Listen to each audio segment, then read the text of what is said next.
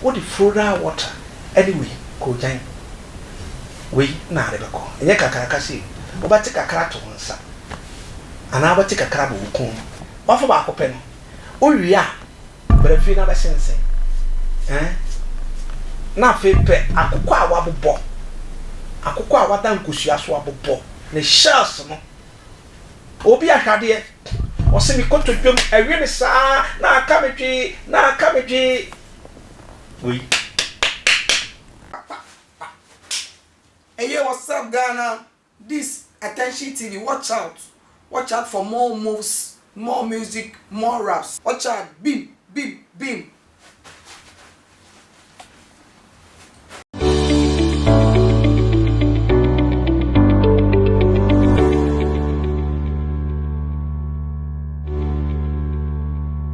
Anapai onyamisunsun ene na hote enka ho na onyame amankwa ene ahote amayi ni padua me de anapai okra chasefo bia me yimpai ma ose awurade nyankopon ne tumi ne na basa kase no emra wo so sana yesu ebo ne ma ho ban ma de pache saa na ne panso ebedi wanim amsira awurade se o man ne pa eni wanim sira awurade se ɔma nkwa ɛmɛyɛ wodia anape wa wo hwɛ me no awurade mpae a me yima wo ne se awurade ba mo asere wate aburukyirefo mo amako mo nnwuma so mo am nya nkrata no awurade be kasa ho na mu awurade nyi wo mada because ono ball no hu bi gu mo abayo kratas ayo sefo nnwuma ana ama abrabo na wo ball wache okwa na bajo chimi kuma to yem wa shi odi fo ko se mpiriye sene tibia onyonko ne aboa kwakua okotokoro enkasoro onyame abasane ne onyame tumi ne na ho oden no ensane mra wo so onua ba wo hwe me papa wo hwe me nyame srese awurade ma nkwatete men nya wadwene se wo be ye wo ho bone because wo ye wo ho bone a na so mra nso ya awurade ma nya adwuma baby a wo wugie ne nkwase no ho ade be bodwa asiu asafo hene mama papa ti mi nua ba abrabo na frowa de baby ati se o che ho anyi koma to ye onyame ne ye bo afo wate se ne ti bia awurade ba me ye wie ne wie ba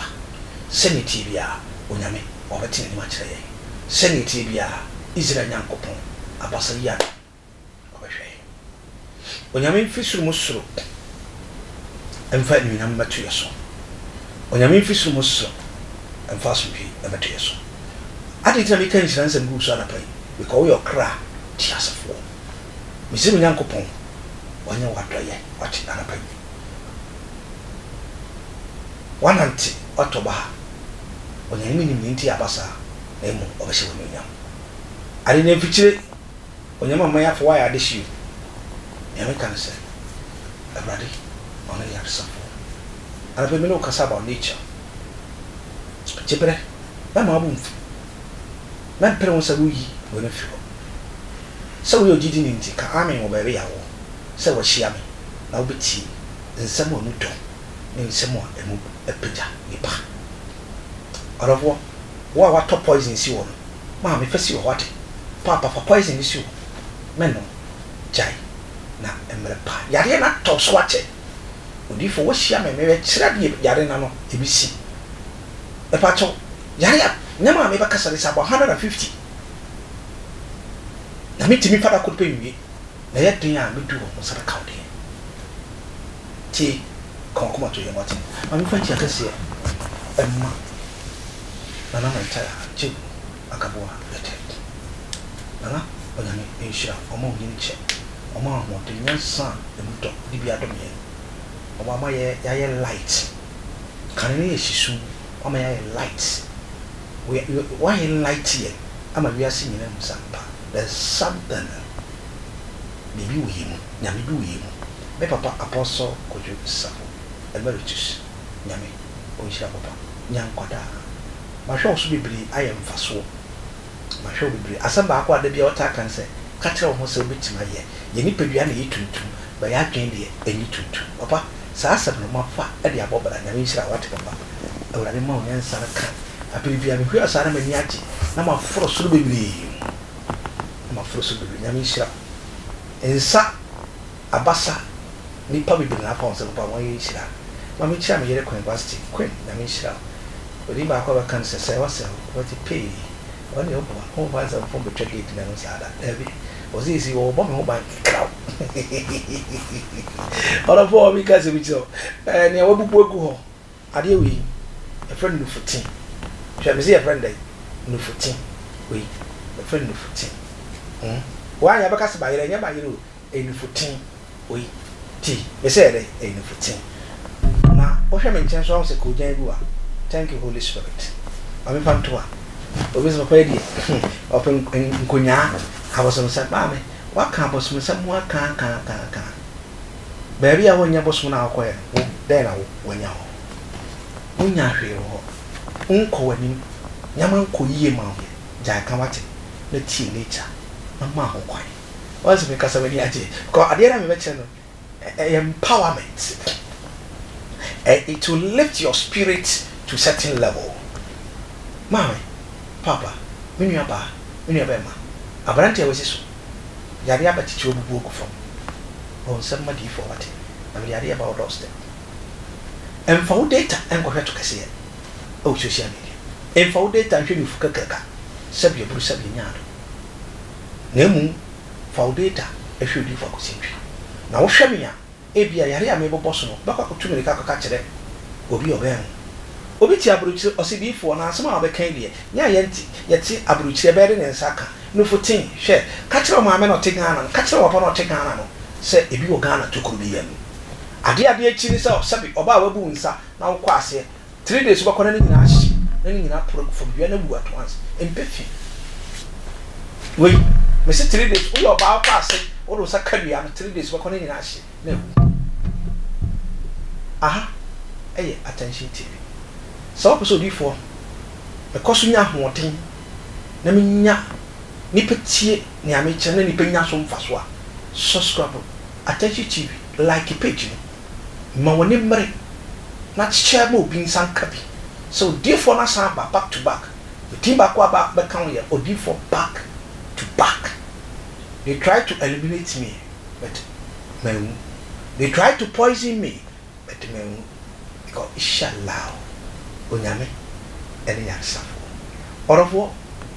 once matum was me Russia asafo no because e yade ye hia de maame me kire kakra me say 150 we nko a nyama etimi ye me kire obati ase edu 150 a wo obenya yarisa na me pacho tie me odi for say adena obi bisa odi for den na wetimi ye number 1 me say obi a bu ni nsa ekọ ase a ebe se no enti o kwa mpacho hwade o kofa no wo di flora water anyway ko jan we na re beko enye kakara kasi wo bati kakara to nsa ana bati kakara bo ku na wo kita titisika no ne atwene wo akire no miensa yen currency ya yedi coins na 10 pesos miensa ma me kabo afi frodi fo akosi atwi me na ma na egu screen na se etwa no so wo hu ni ntam so ma mo 0543 419160 next line is 0553 40 1462 me ba to chi why any say wi no jakwansi ni gu ase afi srewa bisa de ye wo di florida water na e bisa de ye na wo hwe gu fom maame wa wi no jakwansi ni gu na fi hoko fadi ba akopɛ me say fa ba akopɛ wa fa we ni ba akopɛ afi team cameraman person fa na tie fo hu hwe wa fa ba akopɛ no owiya brefi na besensen na fe pe akokọ a wabobọ akokọ a wadan kosua so wabobọ ne shells no be pa chaw yam fra na fa fra ya yenkuto be se dai ye dai yenkuto Ghana ye share bata no fa fra papa no ne pa na wabobọ ku from team no maame ahamana che nka so bia na wo twen na wotwe ne nan ba bi aye mbere nyina twetwema no maame se Nyankopon ti ase ene nyame na ba onufuten de a maame nipa na che ofam ye nanso sire nanso na me pa cho o ko fa me se frɛ me asɛm wa me ka che no waka na aya na tiefo bi fa me video na wo cheche ne wrong position osefo ontimi se wasa na wa chia ne pa eno no di focus etwi me matras na mehu se nyema bi wa me mfa nka ho na mo frɛ me a me kyerɛw asofo bi person mfa ho advantage ye nyompe oyesa enyiye afa yanko yerima atwere yare ma hwew atwere yare we a kwesiburoni aka kyerɛ se epilepsy me se dai epilepsy man kabrofo ya brofo nyame kasa emfa me ho wo kan wo sere kra asere ne wo so be ma e be you stress e pa chotie sa epilepsy we eyere sa ero so hwade sensu kubo mu a ye yusu da na fa kodua se anapa hema nka so bia no mami okwa afurida water ne ko fa 30 scan no fa 30 scan nka fa gu nsuo no ko sere tamba ko tu nsuo na ade ko enum kata so fa bra fie fa ba sia wia so mami nature